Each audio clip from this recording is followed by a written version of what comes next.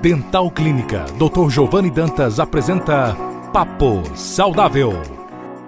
Olá, meus amigos, sejam bem-vindos a mais um programa, mais um episódio do Papo Saudável. Esse nosso podcast que é distribuído em 7 rádios, 6 cidades ao nosso redor, da nossa região do Vale do Açu. E ele também fica no ar lá no YouTube. Se vocês desejarem ver os episódios anteriores, serão muito bem-vindos. Aproveitem e sejam inscritos no nosso canal, Podcast Papo Saudável. Hoje nós vamos falar sobre mudança. É a terceira parte do que a gente vem falando nessas últimas semanas, sobre admitir, reconhecer falhas de caráter, problemas, iniquidades que nós temos nas nossas próprias vidas. E no segundo episódio nós falamos sobre a disposição de mudar. E hoje vamos falar sobre a própria mudança em si, o compromisso de persistir, de continuar, de não parar no meio do caminho. Assumir responsabilidades, encontrar humildade e firmar um compromisso de continuar, essa é a verdadeira mudança. Pessoal, nós chegamos ao último episódio desses 3 que a gente propôs fazer, dessa série tão especial. E nós falamos lá no início sobre admitir o problema.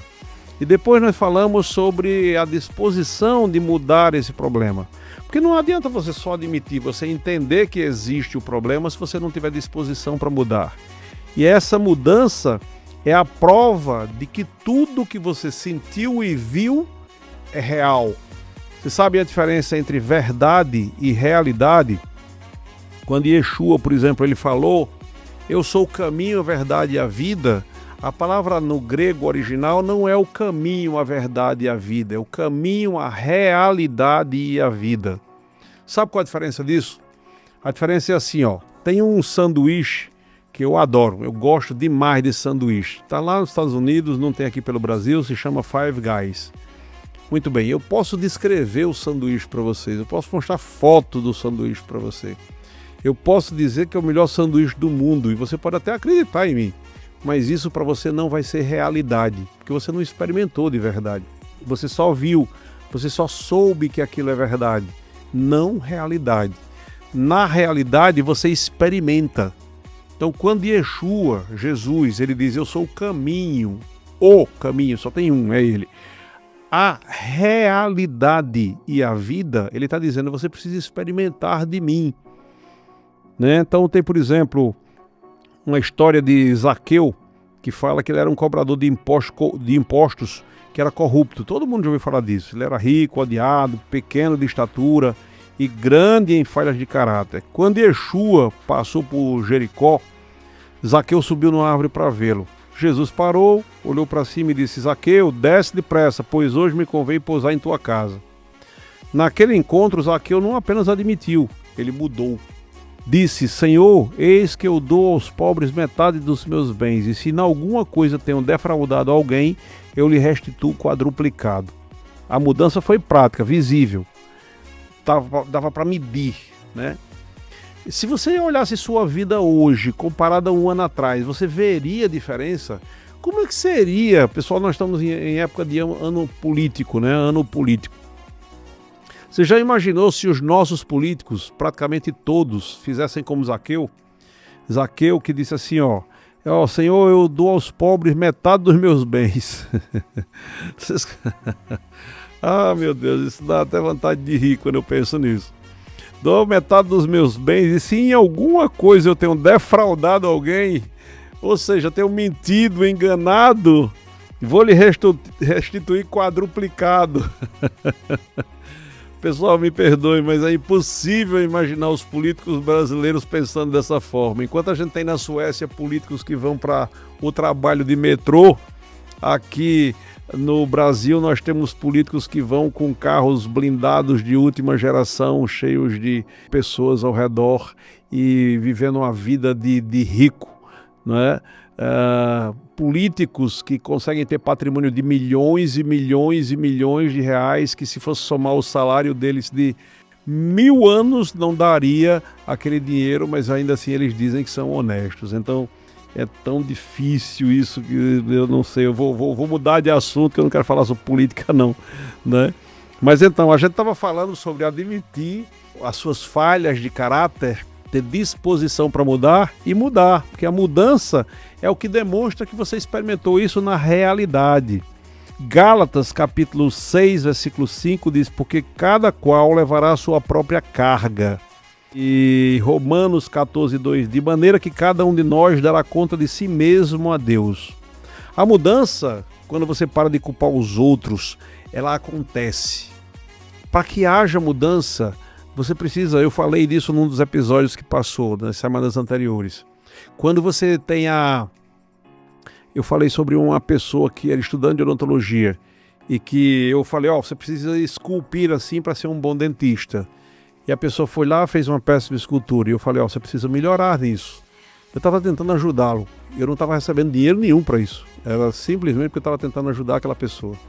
E ele inventou 1000 desculpas. É porque o instrumento não era assim, porque eu assim, porque eu assado, por isso. Entenda, se você quiser continuar esculpindo o ruído, ok, vai ser um problema seu. Você não está trabalhando comigo, você não vai trabalhar na minha clínica. Você, na verdade, eu só gostaria que você fosse um excelente dentista. E aí ele precisa admitir as falhas para poder mudar. Enquanto não se admite, enquanto ficar arrumando desculpas, não vai trazer a responsabilidade para você mesmo. A mudança começa exatamente isso, quando você para de culpar as outras pessoas. Para de culpar quem? Seus pais, você que é adolescente que está me ouvindo. Muitas vezes você fala, a culpa é do meu pai, que não me deu isso.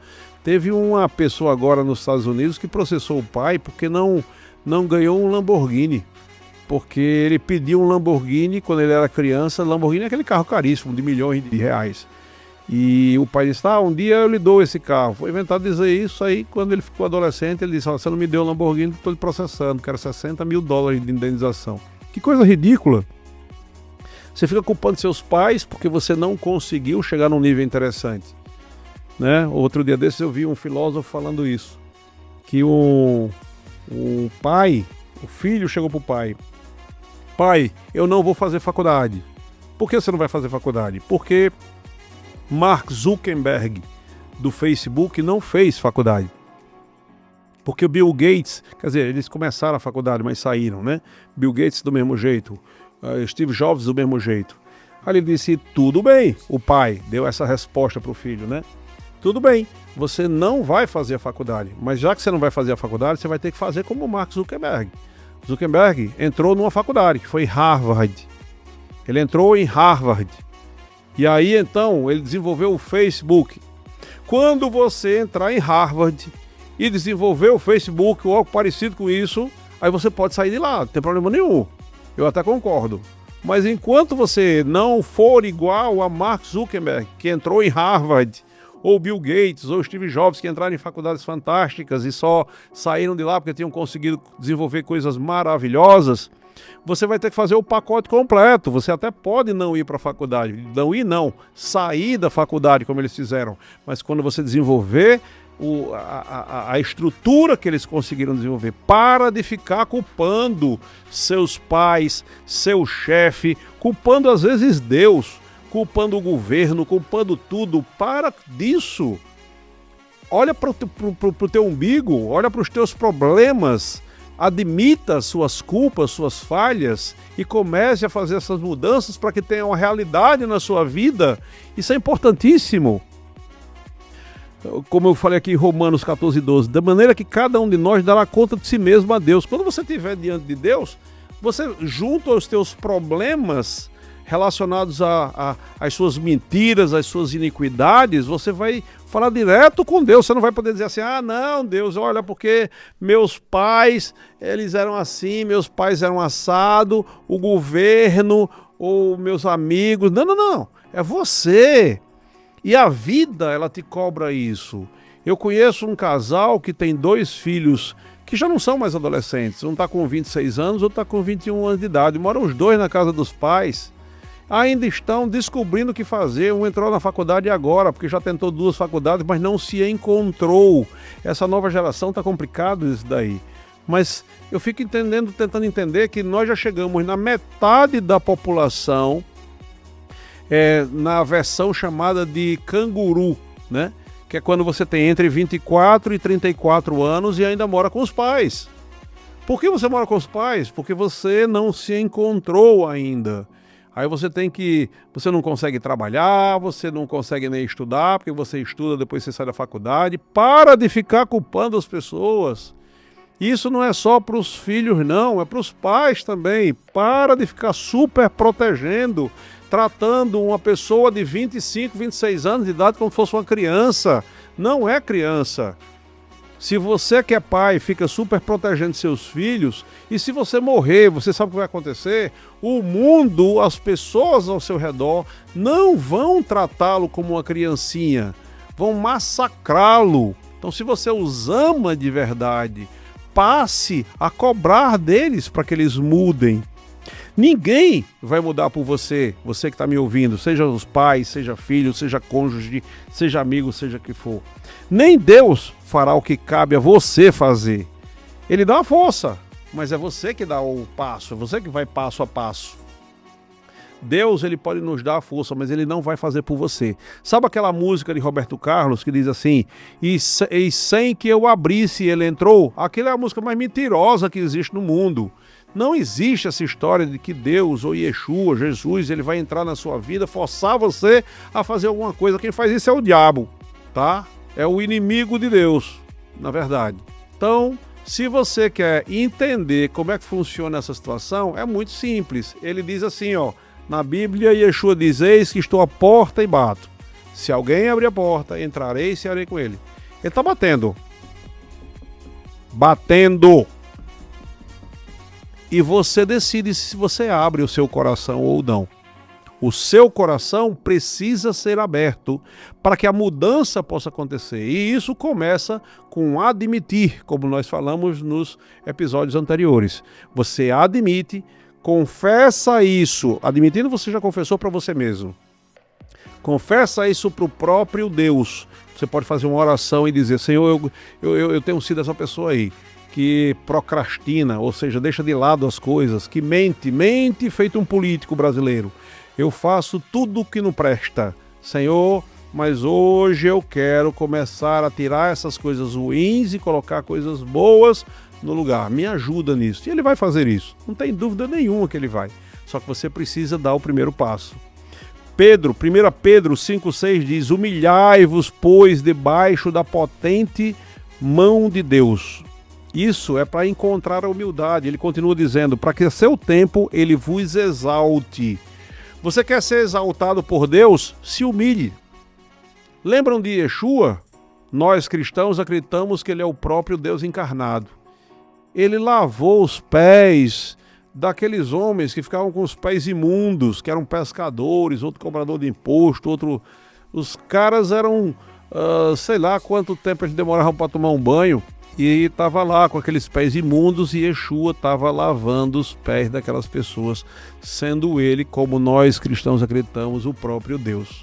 É um exemplo maior de humildade do que isso. Quer um exemplo maior de humildade do que ele morrer na cruz com um propósito? Quando ele morreu, foi dito que ele falou assim, tudo está consumado. Na verdade, na versão no grego original, não fala tudo está consumado. Está dito assim, ó, pago integralmente. Ele pagou as tuas iniquidades, os teus pecados, mas para isso você só precisa tomar posse disso. Você precisa se apossar disso. Você precisa dizer assim, eu admito que eu sou essa pessoa falha e eu quero fazer mudanças na minha personalidade, na minha vida a partir de hoje. Então, o encontrar a humildade bate com Pedro. Pedro foi que era um cara extremamente complicado, negou a Yeshua, briguento, e depois no final ele estava assim, ó, humilhai-vos, pois, debaixo da potente mão de Deus, porque a seu tempo ele vos exalta. A mudança verdadeira, pessoal, ela exige humildade. Humildade de pedir ajuda mesmo. De você dizer como o salmista fala, eu não me lembro se era no Salmo 3, 4, é um dos primeiros salmos que ele fala sobre da mais profunda cova invoquei. Humildade de reconhecer que você não dá conta sozinho. Às vezes, é importante você olhar para o seu Criador e dizer assim, Senhor, a coisa está pesada, está difícil. Está difícil colocar comida na mesa da minha família. Tá difícil pagar as contas, tá difícil arrumar um emprego, tá difícil isso, tá difícil aquilo. Mas eu quero, nesse momento, entregar a minha vida e dizer que eu estou junto. Eu quero participar dessa realidade, a partir dessa humildade. Não me achando o máximo, não mentindo para as pessoas, mas ao contrário, falando verdades. E a humildade é o solo onde a mudança cria raiz. Então você quer mudar, você precisa ser humilde, antes de mais nada. Tiago, capítulo 4, versículo 6 diz: Deus resiste aos soberbos, mas dá graça aos humildes. Prestem atenção nesse versículo, ele é muito importante. Deus resiste aos soberbos. Você se acha grande coisa, Deus resiste a você. Mas ele dá graça aos humildes, humildes de coração. Aqui não está falando sobre se tem dinheiro ou não tem dinheiro, não tem nada a ver com isso. É humildade no coração. O bambu, né, que é aquela, eu não sei como é que chama, se é uma árvore aquilo ou se é um arbusto, realmente não sei dizer, que é como uma vara. Ele se curva com o vento para não quebrar. O orgulhoso é como uma árvore rígida, que se quebra. Você passa na estrada muitas vezes, eu me lembro quando eu andava de moto ainda, e lá perto de Lages tinha uma árvore enorme, muito frondosa, extremamente rígida, e deu uma ventania muito forte, ela quebrou e ficou parte até para dentro do asfalto, tiveram que tirar depois. Mas o bambu, ele verga e não quebra. Nós precisamos aprender que ventos virão para tentar nos derrubar o tempo todo. E nós precisamos aprender a ser humildes para poder nos curvar perante as coisas que vão acontecer na nossa vida. O compromisso de persistir é importantíssimo. Gálatas capítulo 6, versículo 9 diz: E não nos cansemos de fazer o bem. O bem, porque a seu tempo ceifaremos, se não houvermos desfalecido. Ele diz assim, se não houvermos desfalecido, porque é difícil fazer o bem nos dias de hoje. Hoje está muito complicado. As pessoas são mentirosas, são enganadoras, são maldizentes. Tudo está acontecendo de desgraça. Mas ainda assim há espaço para as pessoas que querem de alguma forma fazer o bem. E quando a gente faz o bem para alguém, e aí eu até proponho, conheçam a PAI, por exemplo, vocês vão ver a obra que eles fazem lá, as centenas de pessoas que têm deficiências mentais, física, de alguma forma, e têm ajudado centenas de pessoas todos os meses. Conheçam esse tipo de trabalho e vocês vão ver como é que vocês podem, se você não tiver dinheiro, disponibiliza seu tempo para ajudar. Se você tiver dinheiro, disponibiliza dinheiro também, não se preocupe, o Criador vai te devolver em dobro. Isso não é mentira não, é verdade. Eu não conheço ninguém que seja bem sucedido que não doe de alguma forma. A doação é necessária. A mudança, ela não é um evento, pessoal, é um processo. Então não é uma coisa que você vai decidir o que você vai mudar hoje e amanhã você vai amanhecer perfeito. Não é desse jeito não. Não é uma meta que você atinge num dia, de jeito nenhum. É um caminho que você escolhe trilhar todos os dias. Eu, por exemplo, eu peguei uma gripe há algum tempo, algumas semanas, e agora eu estou voltando a fazer exercícios. Voltei a fazer exercícios. Preciso disso, porque eu tenho uma vida muito dinâmica. Corro para Natal, corro para Martins, corro para Sul, tenho negócios aqui, ali, acolá, e é uma correria muito grande. Às vezes só de madrugada, só chego de meia-noite e por aí vai. E o resultado é que eu preciso fazer exercícios para cuidar do meu corpo. E isso está sendo feito gradativamente. Se você perguntar se eu prefiro fazer exercícios ou eu prefiro ficar deitado assistindo televisão ou algo parecido, é claro que eu vou dizer que eu assisti um filme. Eu pessoalmente não gosto de jornais, eles são muito depressivos. Um grande amigo meu, psiquiatra, me disse que uma das causas maiores de ansiedade e depressão hoje é quando você vai ver tipo o Jornal Nacional, esses jornais de uma maneira geral, que só trazem desgraças, falcatruas e que você não vê nada se resolvendo, né? Então, a mudança não é uma coisa num estalo de dedos. E o persistir é mais importante do que ser perfeito. Você pode não ser perfeito, mas se você persiste, você chega lá. Eu vi Oscar Schmidt, aquele jogador de basquete que me parece até que faleceu há pouco tempo, ele dizendo que o nome dele foi persistência. Ele não era tão bom, segundo ele. Eu achava que ele era o máximo, mas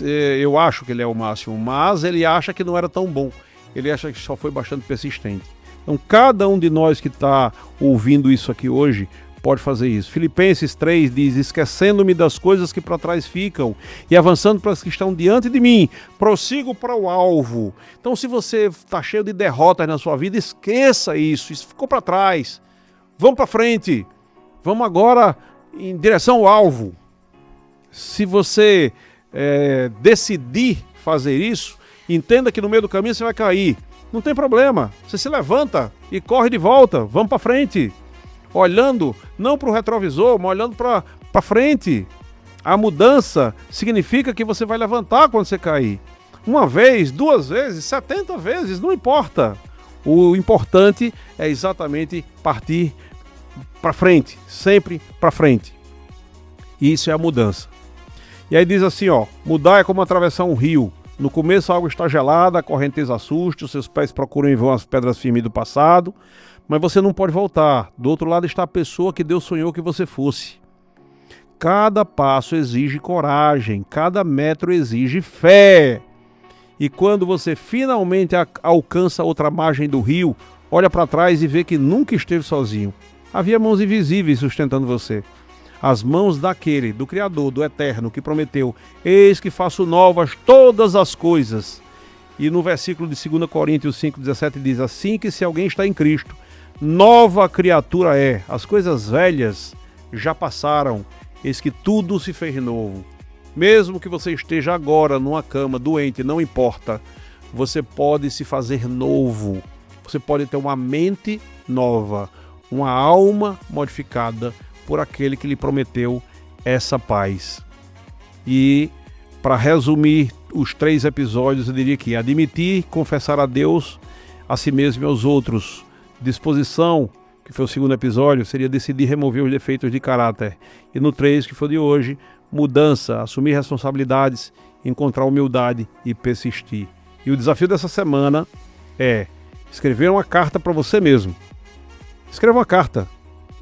Escrevendo, sua caneta, datada para daqui a 6 meses. Descreva a pessoa que você quer se tornar. Guarde essa carta. Daqui a 6 meses você olha e você veja se você entrou na realidade. E para terminarmos, vou fazer uma oração junto com vocês, dizendo basicamente o seguinte: Pai, obrigado por essa jornada.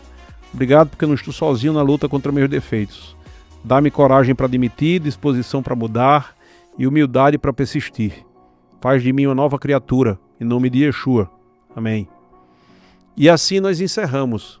Hoje praticamente não deu tempo de falarmos sobre os nossos patrocinadores, que seria a Dental Clínica Dr. Giovanni Dantas, que vocês já sabem, é a odontologia do século XXI, com o nosso próprio tomógrafo, com o nosso próprio Serec, podendo rejuvenescer sua face com a placa do sorriso instantâneo, que é a nova moda da história, que só eu aqui no Nordeste inteiro estou fazendo.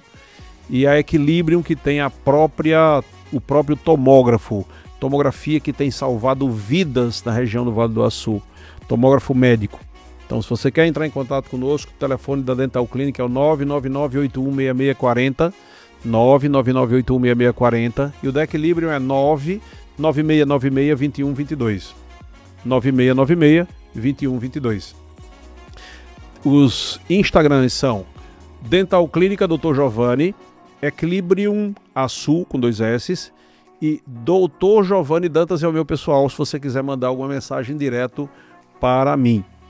Hoje foi muito corrido a mensagem dos patrocinadores, porque a gente teve que falar algumas coisas mais sobre essa necessidade de mudança. Eu espero que eu tenha tocado no coração de vocês, que o coração de vocês não seja um coração de pedra, mas que seja um coração de carne, como disse Ezequiel, certo?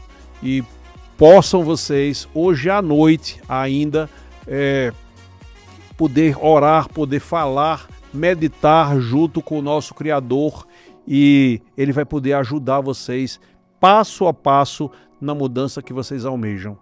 Espero que vocês tenham um excelente resto de semana, que fiquem com Deus, um forte abraço! Acabamos de apresentar Papo Saudável. Próxima semana, neste mesmo dia e horário, estaremos de volta.